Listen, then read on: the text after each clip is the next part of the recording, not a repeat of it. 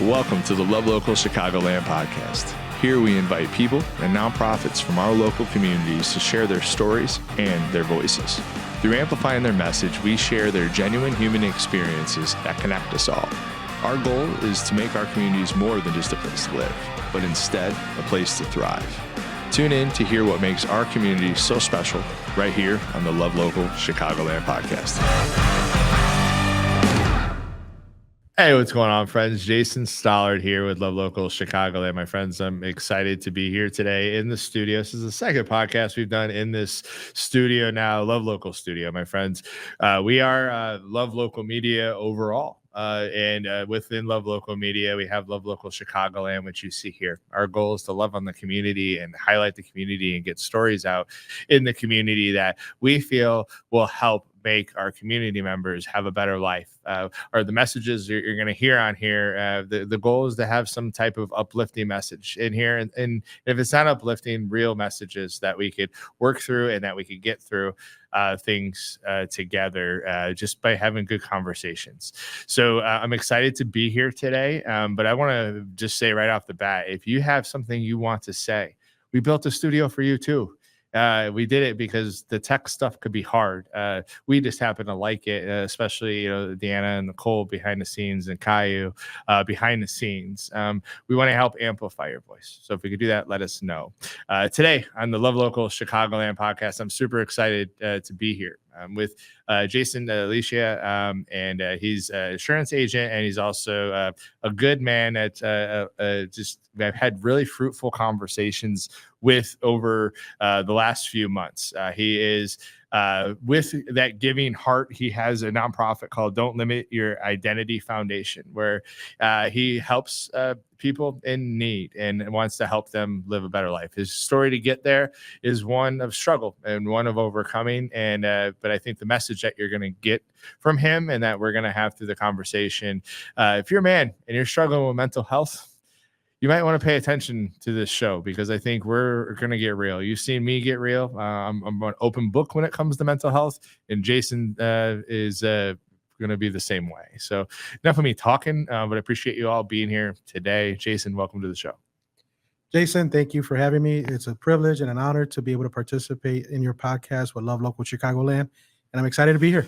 Yeah, I'm excited too, man. We met probably maybe 3 months ago-ish, something like that. We maybe met before that. We've known each other, but you came to the original studio. We sat there and have a conversation. And I remember we were having that conversation, like, man, why aren't the mics turned on? And I think the genuineness that I've gotten from you and just the realness, especially when it comes to mental health and overcoming, I feel like that it's not always something easy to talk about. So if you could talk about that and you could work through it with other people, I really I think that's the best way for all of us. And me and you had that conversation, and we're going to kind of share some of that today with our audience. But before we dive into mental health, men's mental health, and overcoming it and all that type of stuff, I want to kind of get your story out so people understand, like, who are you, what do you do, and what are you passionate about?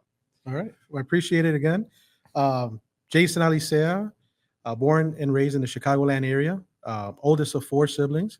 At a young age, my parents divorced, so I was around 10. Many other children, obviously even myself, would never want our parents to divorce, but later in life I learned as to why. And I was blessed with 2 amazing step parents, so surrounded by love and can't complain about that. Father was a real estate agent, raised me on that. My mom did accounting, so definitely blessed household. As far as what is it that I do, I'm also owner of an insurance agency with American Family.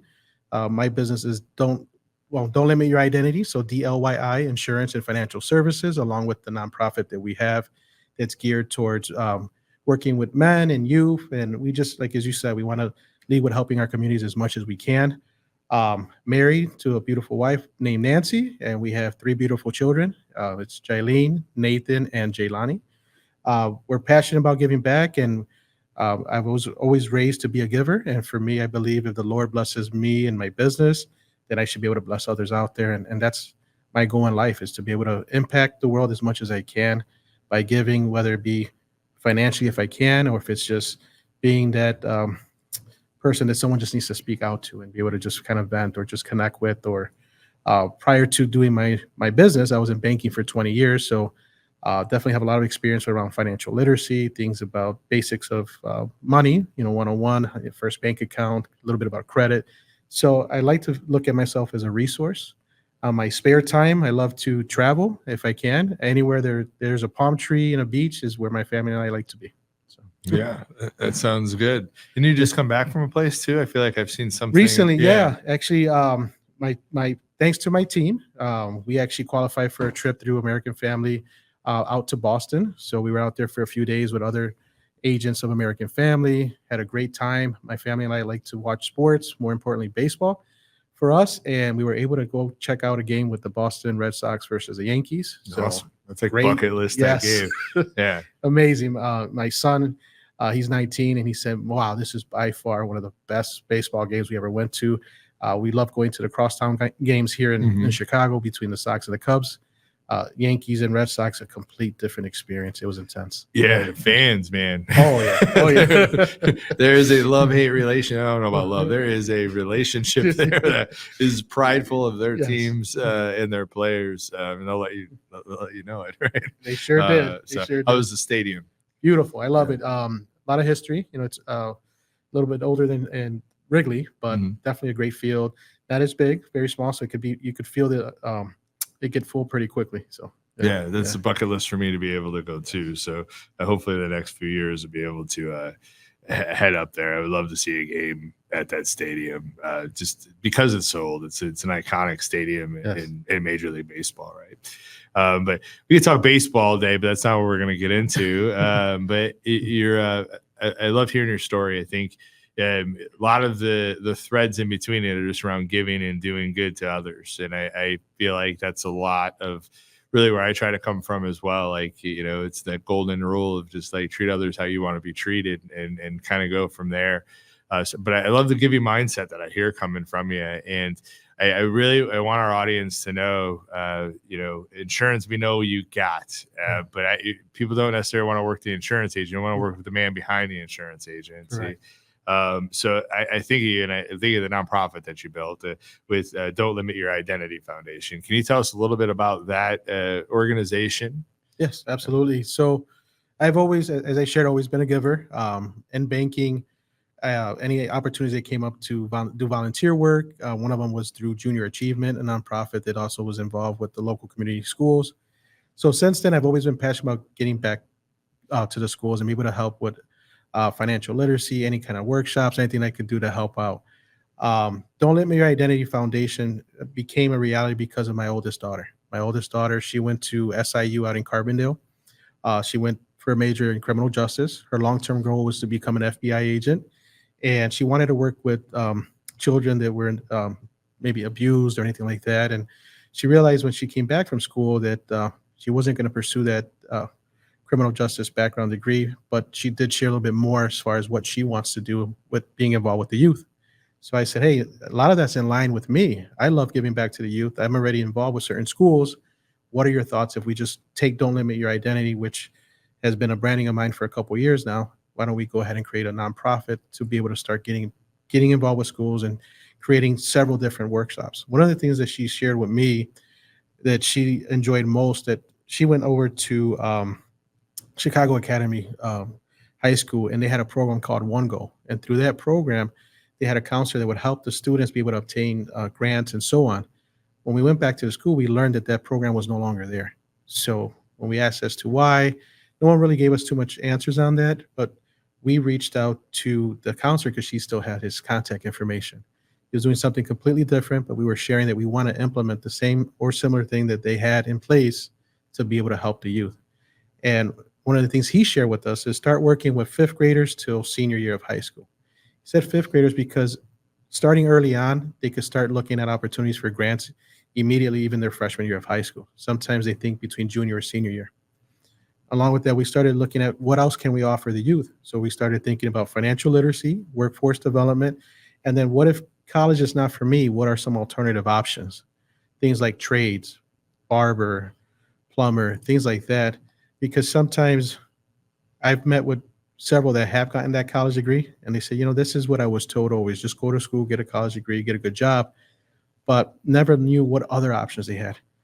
Some thought that if they went for a trade like a barber, maybe it's more of a part-time job, not realizing that if you're passionate about it and you love it, this could be a career for you and you could have a great living. And I also learned, being in banking for 20 years, that the average millionaire makes less than $100,000 a year. It really boils down to how you manage your money. So we could teach you the basics of that. At the end of the day, then you'll be fine. So that's why we decided to create that foundation. But it all started years ago when we were doing, when I was doing actually Word of the Day videos, which is videos I was creating simply for my daughter, my youngest. Actually, it was December, I want to say December 2019.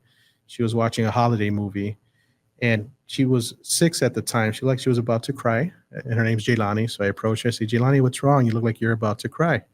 She says, "Papi," which is dad, "I'm watching this movie, and this little girl lost her father, and she's watching videos of her father. And I'm thinking, if you die, I don't have any videos of you." So I was in shock, thinking, why is a 6-year-old thinking about when I die? Yeah. So I tell my wife I have to start creating videos for her, and my wife's like, "Well, what are you thinking?" I'm like, "Well, I definitely, if I'm going to create videos, I want to create videos that she could look back on and say, hey, you know what I took away from this." So I decided to create Word of the Day, and from there started doing recordings on Snapchat, because as you mentioned early on, being tech, if you're trying to do video content, was not my thing.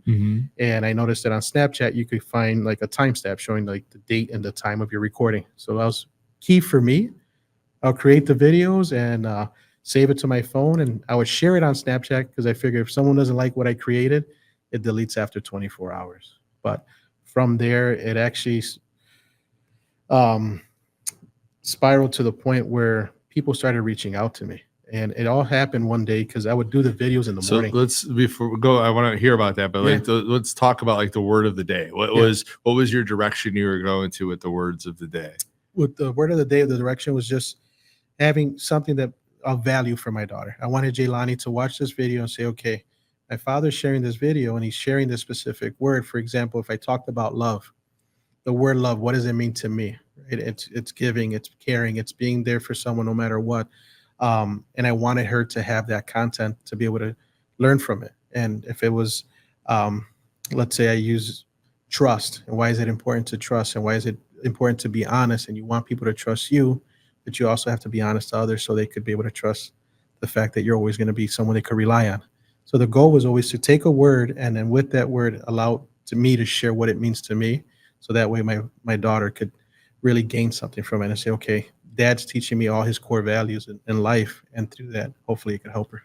Yeah, it's pretty awesome, man. I love that story. And I think it's, to me, and people that listen hear me talk about like legacy, and also there's a stewardship for us so that we have a legacy to help curate what we've learned across every aspect of life, to be able to in whatever that or whatever that niche is, to be able to help the next generation, and then hopefully the next generation will repay that, and we can continue to chisel upwards. And I talk with that with my friends sometimes about that. And I think I want to do some type of videos thing as well as we evolve. My wife and I like wrote letters to our kids, stuff like that from an early age. They had to open up when they're 18, but I think of like what real value do you get? And I have a buddy, Carl. He's been on the show before. He was on the Love Local 53 show, but he's like highlights the Bible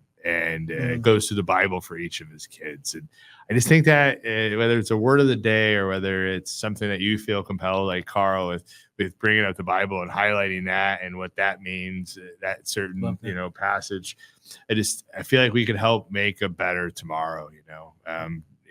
Generations come, generations go. We don't really remember each other after a few generations, but if we had something that, whether it was within the written word or whether it was in this video format, that'll probably be something else of another format as we evolve.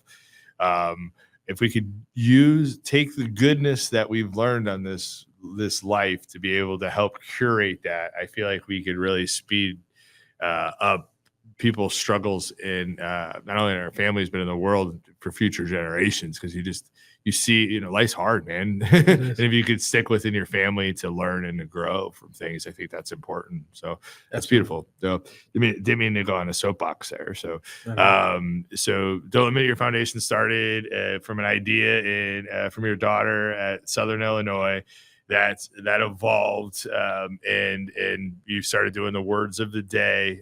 You were on Snapchat first, now you're on YouTube, right? That's right. Yes. And with the word of the day, your goal is to help leave a legacy for your daughter. Is that what I kind of hear you saying? That's how it initially started that way. It was, and it still remains that way. Because Yeah. I even tell her, I mean, you know that there's several platforms you could go ahead and get access to these videos. This is for you. But I actually told my daughter Jaylani, I said, God used you because He empowered me to get out of my comfort zone to start creating video content for you. But you and I didn't know that this was going to go further out because it led to now others reaching out to me and saying, hey, thank you for this word of the day. You don't realize how this impacted my life in a positive way. Give me an example of some word that somebody picked and reached out to you. What was that word and the message? One of them was in particular around giving up, right? And for me was, I led with the word up. And then from there, I said, I always kind of, as I lead with the word, I'll say, you might be asking now, Jay, why the word up? And this is why. In life, it's easy to give up. It's easy to just toss in the towel and just say, I don't want to continue. I remind everyone that life is a battlefield. And no matter what, you got to continue to fight, trust in the Lord, and know that whatever you're facing, it wasn't meant to be easy. And it's a test of your faith. You want to remain in faith and trust in God as to why is this happening? We all naturally could ask that, but there's a purpose behind it. There's a lesson behind it. And by giving up, it's the easiest decision you can make. The harder decision is to continue to fight. And someone that reached out to me said, Jason, you don't know, but I battle with alcohol addiction. And he's like, every day when I watch your videos, you help me not grab a bottle. And I said, well, it's not me, it's God. But I appreciate you sharing that feedback with me. And it gives me more fuel to continue to create these videos, not only for my daughter, but for others and even for yourself. Yeah. So we've talked about mental health a lot. You kind of touched base on there, and mental health addictions, men that are struggling or were struggling. Where were you at during this state? Like what's this time frame for when Don't Limit Your Identity was built to kind of like where you're founded to kind of where you're at there? Yeah. Like what is that? You talk about life's a struggle. Was it all roses for you? Was it struggle within it as well? Like how did you get to that place? So at that given time, I was a better place financially. But before that, going back to 2015, all the way up to, I would say 2017, 2018, I was going through a financial nightmare. It was a crisis. It was a storm for my family and I, a true battle. I was able to connect more. So I felt like what I went through during that season, when Don't Limit Your Identity became of existence, the word of the day became of existence, God was preparing me for that because He knew that my story I could share with someone that's going through a similar situation, especially more so the men that reached out that were fighting this battle mentally about considering taking their life. So at that given moment when it became alive, I was okay. I was at a good place financially. I was actually now working on my business plan. I was looking at starting my agency. So this started more around December of 2019. By August of 2020, I was already establishing my business.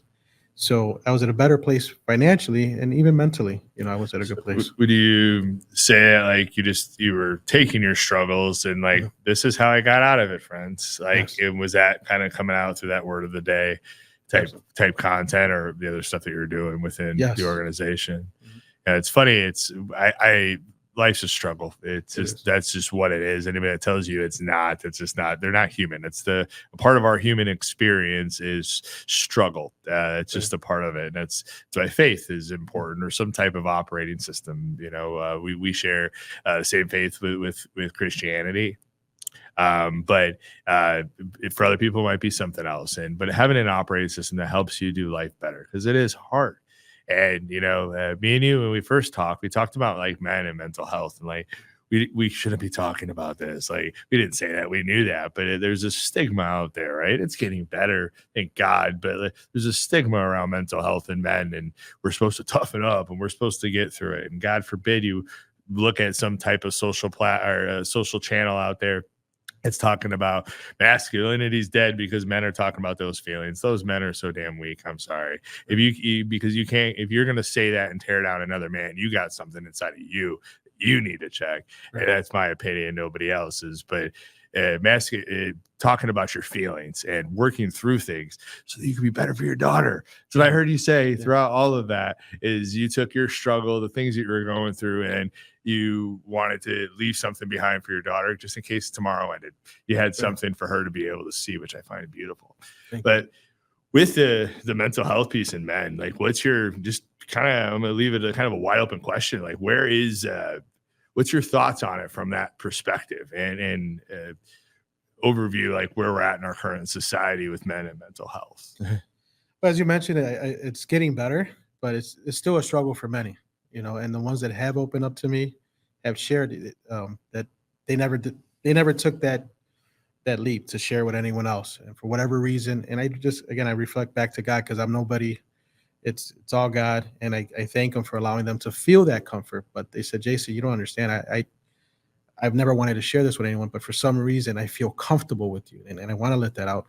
And to me, you're a stronger man when you take that step. As you kind of, it's hard. It's really hard, but you want to be vulnerable. You're able to identify where you're at in your state of mind, the challenge you're facing, and you're looking for a way to better yourself. So that's the biggest step anyone could take, being able to just identify where you're at, and then what steps do I need to take to be better. Hey man, you're a bigger man than many, because you took that time to really look at not only for you. There's, sometimes when you dig a little bit deeper, like at least the men I connected with, they have a purpose behind it, and they forget about that. For sure. Many of them have been husbands and have children and fathers, and so they're realizing, hey, wait a minute, my kids, and, if I take my life, what's going to happen then? And recognizing, hey, I serve a purpose. And that's really what I've also discovered, is that, helping them narrow down, like, what is your true purpose and why do you still belong here? Because you serve a purpose. We all do. There's no reason for you to take your life. Everything that we're going through is just a story for you to build. For us to be able to help someone else. That's it. And to be able to pay it forward, and I think of it, and obviously suicide, that's God, guys, like, go talk to somebody, talk to a friend, go to a church, go to a therapist, whatever that is for you. To be there, that's a really hard spot to be in. But even people that don't go there and just struggle with mental health and try to overcome it, but channel it in different ways. We talk about, whether it's alcohol, whether it's other drugs, whatever it could be, whether it's nothing, and it's just how they channel that anger or that energy to how it portrays to the world. I can't speak for everybody, but I know when I struggled in the past, I'm not like a really good person to be around. And I'm not the best for my wife. I'm not the best for my daughter or my son or my dog or anybody, because I'm hurting, and I'm angry, and I just don't, it's about tomorrow. So, and if we're struggling, it's my prayer for people is that, and for men specifically, is that you're able to work through it, find your faith,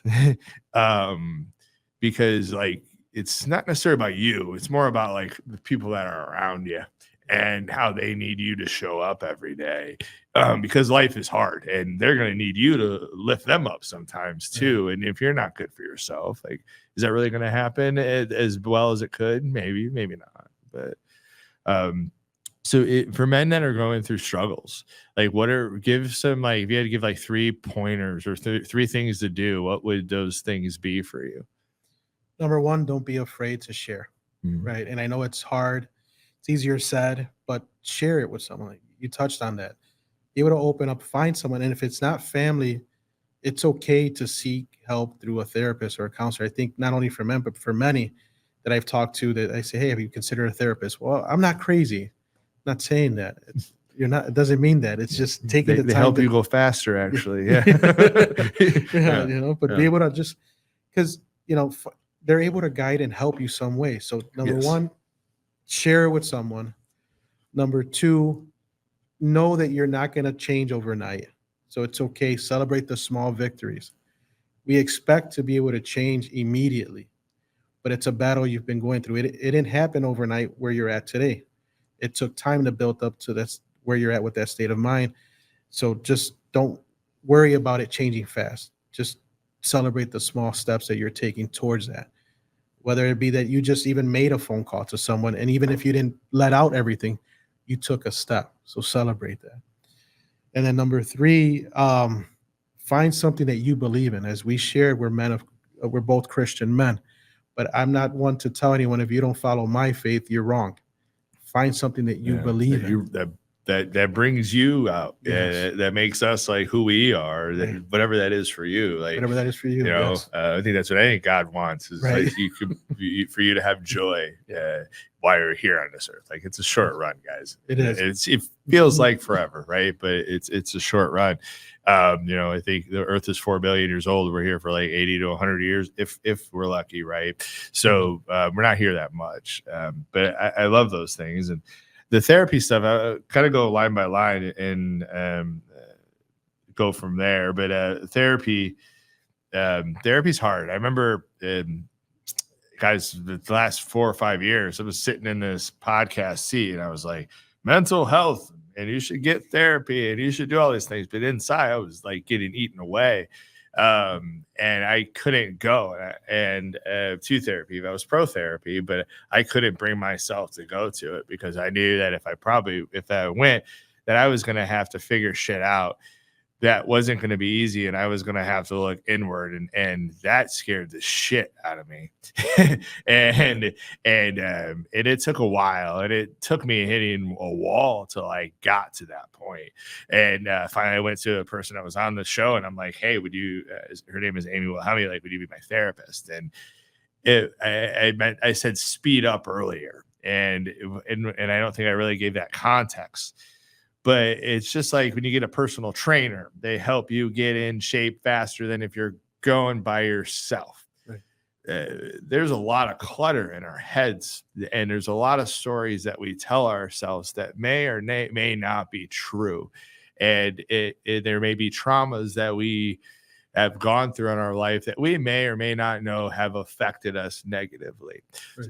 So a therapist can help us work through all that shit. Because I don't know about you, I had a lot of shit I had to work through.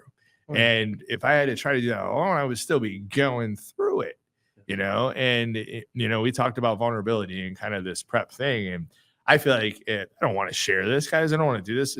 Who cares? But I wanted for the people that need to hear it. And you said it earlier, too, like the people that need to hear that it's okay for you to struggle, but just go get love, go get support, Therapy helps, To me, it helped me like get out of my head. And I just listened to what she said of like when I was making decisions. The next thing you know, my life got easier, and it took a lot of grace and that type of thing. But I think it's so important for us to do that, because if we just always try to be the machismo and we're tough and we're all this stuff, I just don't know. Like, I don't think we're ever going to live our best lives. And I can't speak for everybody, but when I've been the machismo type, I'm not the best husband. I'm not the best like son or daughter or father to my daughter and son. Like, that's just not what it is, because I'm struggling, right. I feel it throughout my whole body, Oh yeah.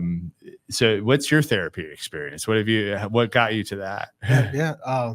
For me is I've always been surrounded by a lot of love. I touched on that earlier, between my parents, my step parents, my grandparents. So I've gone to family that I could trust. Along with it, I've gone to my pastor. And I also was able to find a therapist through work, at one point, be able to find, because many employers, if you're working for a corporation, they may have resources that you're unaware of. Find out if they offer it. And many times it's not costing you anything extra. So took all those extra steps. And then along with it, I tie other things related to therapy. To me, my favorite comedy movies. It puts me in a better state of mind. It puts, if I'm able to laugh and be able to watch something that just gets my mind off of what is causing all the stress and the depression, then it's helped out. So I Yeah. found that to be a good source of therapy. Yeah. I tend to Beautiful. be, what is it? Reflective food, which is not the best. So finding out, okay, yeah, if I'm referring to food, a stress eater, and that's gonna make me feel happy at the moment, but it's causing harm to my health, then maybe change that up. So Yeah. trying to find other things. But That's realness. And yeah, that's something that many people work through. right, Like yes, stress eating, stress drinking, right, stress anything, right? mhm, That could be unhealthy. I love that you said like other things other than just therapy, because I don't think I looked at that way, but that's totally it. Like for me, it's like riding my bike, hanging out with friends that I could be close with and real with. Like they can help you work through stuff too, but if you don't have those things, like you start there, go find a friend, go find somebody that you can connect with and go from there. The small steps, that's the hardest part because we want it all right now as right. humans. So what does the small steps look like when you're trying to like recover and try to get back to your true self? Share some of your experiences. For me, it's taking that moment, because again, to be able to share with someone, that piece, whether it be a friend, a family member, an actual therapist, the fact that you took an initial step, to me, celebrate that and recognize, hey, I'm there's progress. Yesterday I didn't take this step. Today I am. Whether it's just identifying something that's going to help put you in a better state of mind, and you feel better after that. Celebrate that. Hey, you know what? I eliminated that stress for a period.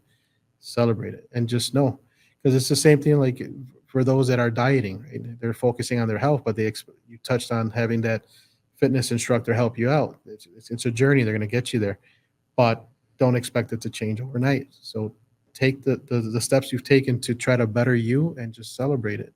You know, whatever way that you feel is best for you. But to me, the steps I've taken is seeking help. Journaling was another step I took. Comedy movies that I know that helps me feel happy. But the journaling allowed me to be able to share more if I held back. Because sometimes, although we would have looked for that help, we've kind of held back on certain things, right? Where maybe you met with a therapist and you didn't want to share that you had suicidal thoughts because you're afraid they're now going to put you in an institution. And you're thinking, how's that going to impact my wife, my children, my family? So through journaling, I was able to share more about what's going on. Mm-hmm. Now we all handle it different. And you see the cycles, yes, and it's not as much in my experience. It's not as much when it's on paper. yes, It's like, okay, I've worked through some things, right, but it's not like what all of it in here without being yes, regurgitated is. There's this tension in it, at least for me, that's in your body when you have to work through a lot. So I think writing down, even as we become robots, I think is super important. I feel like writing down is even more better than here personally, because you feel it a little bit more, that piece. So awesome, man. Any last advice for men or women, but we've been kind of tying into men and mental health here, along with your story. What advice would you give? You have the three things that we talked about. Is there anything else that you would give advice to a man or a woman that's struggling right now? What would be that takeaway?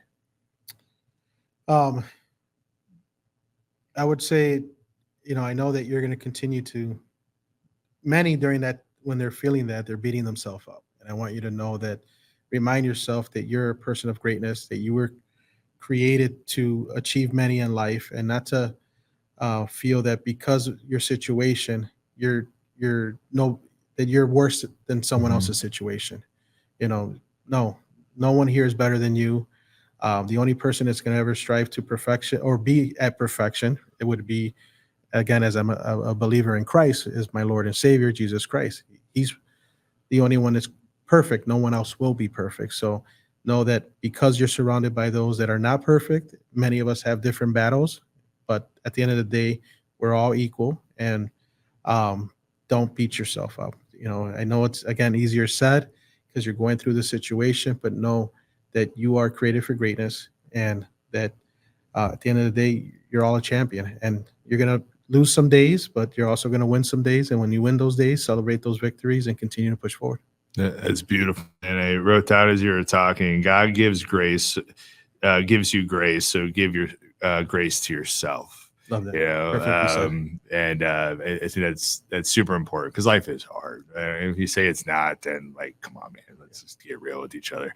And because it hits us all, and it hits us all differently at different times. So to give grace to ourselves, to the others around us is so important. Right. If somebody wants to connect with you, get to know you a little bit more, whether it's through your foundation or whether it's to be able to help with insurance, how can people connect with you? I appreciate that.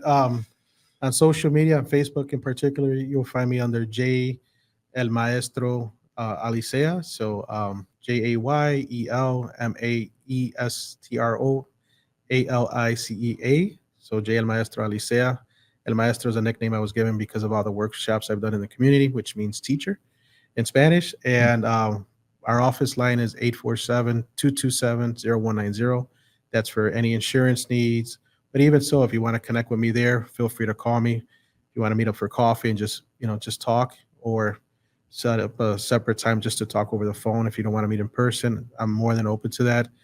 I'm not a licensed therapist, but I've been blessed to be able to help others out there. And even if it's just to listen and hopefully through that helps, we're here. I want to see everyone win in life, whatever that means to you. And I'm here to just cheer you on and, help out as much as I can. No.